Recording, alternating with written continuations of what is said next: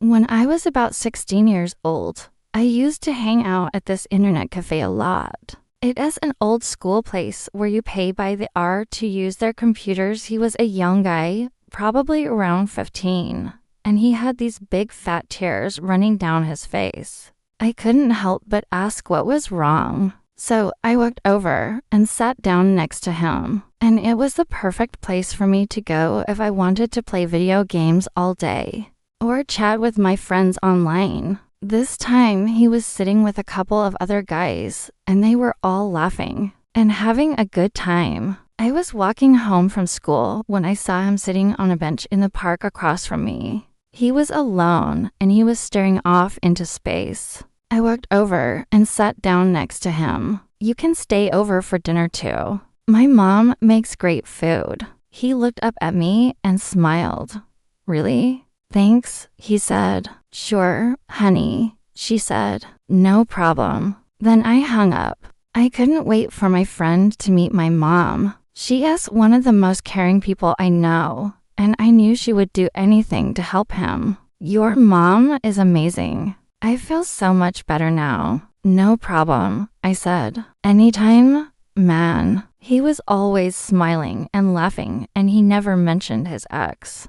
I knew he had finally moved on. He gave me a big hug, and then he left. That would be great. I gave him my address and told him to come over at noon. He nodded and said, "Okay, see you tomorrow." Then he got up and left. Show them how much you appreciate them and be there for them when they need you just as they have been there for you. He shrugged. I don't know, he said. And who are always there for you when you need them? True friends accept you for who you are and don't try to change you. If you liked it, please hit the like button and subscribe so you never miss an episode. You can also follow us on social media for more language learning tips and resources. I'll see you next time. They're always honest with you, even if the truth is not what you want to hear. And they're willing to help you through thick and thin. I guess I just had to stop thinking about her. It wasn't easy, but I did it. Well, I'm glad you're okay now, I said. Me too, he replied. And I want to thank you for helping me. If it wasn't for you, I don't know if I would have been able to get over her so easily. No problem, I said. Anytime, man. I was just happy that he was my friend, and I knew that no matter what happened, he would always be there for me just like I would be there for him. Hey, I said. How are you? He jumped and turned to look at me. Oh, hey, he said. Didn't see you there. I welcomed him into my house and introduced him to my mom. She gave him a big hug and told him, "Make yourself at home." Then I showed him to the guest room where he could change and freshen up. Before we played video games. What's wrong? I asked. You okay? He sighed and looked away. No, I'm not okay, he admitted. I haven't been okay since she broke up with me. I mean, I thought I was getting better, but then I saw her today, and I don't know. I started crying again. Where did you see her? I asked. He saw me and he waved. Hey, thanks again for the other day, he said. It really helped me feel better. She was with that guy she broke up with me for. I don't know what to do. I still love her. I could tell he was being honest.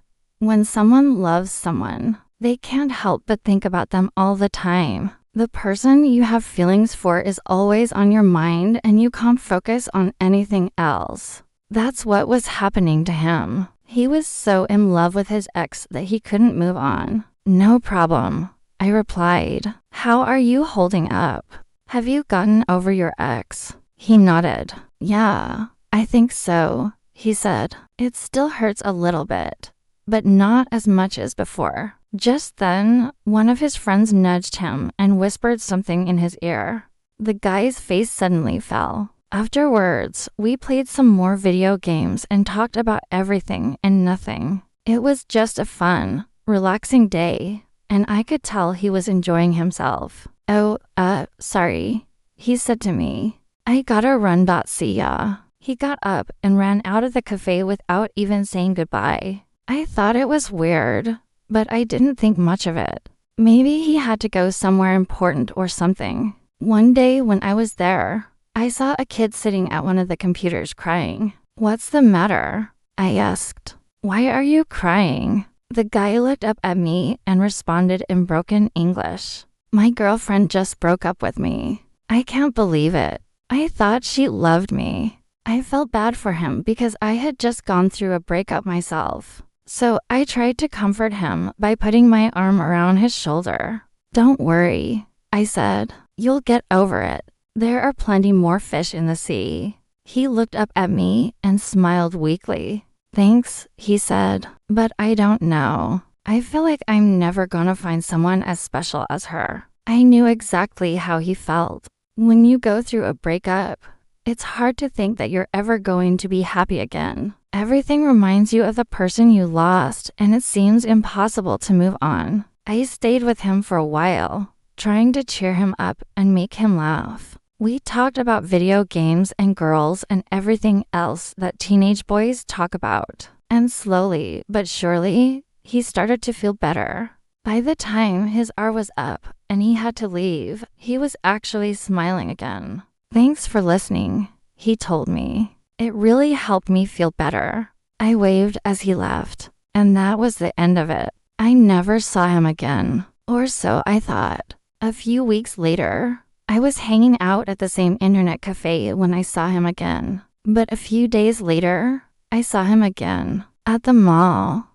He replied. Then I had an idea. I told him, "Listen, why don't you come over to my house tomorrow and we'll play some video games or something?" As soon as he was gone, I called my mom and told her I was bringing a friend over for dinner. The next day, he showed up right on time. We spent the afternoon playing Mario Kart and eating snacks, and then my mom made us an amazing dinner. But when it was time for him to go home, I could tell he was sad. "Thanks for everything," he told me. I didn't see him again for a few weeks, but when he did show up, he was in a much better mood. One day when we were hanging out at my house, I asked him how he had gotten over his ex so quickly. Friendships like that are rare and valuable. It is important to surround yourself with people who make you feel good about yourself. So if you're lucky enough to have a friend like that in your life, never take them for granted. Thank you so much for watching this episode of Word by Word.